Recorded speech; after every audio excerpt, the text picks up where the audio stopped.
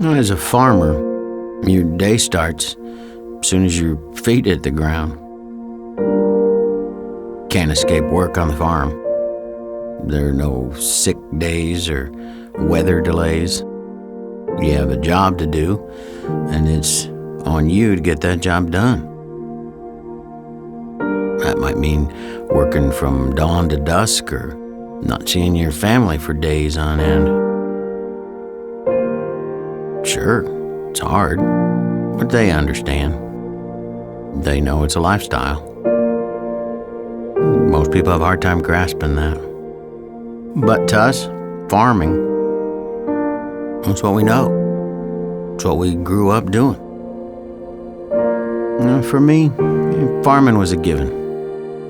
No, I was never pushed to farm. It just came naturally. I always thought if the opportunity was there, that's all I ever wanted to do. I grew up wanting to be just like my dad. Honest, hardworking, dedicated. He was then, still is today, type of guy that'll help anybody out.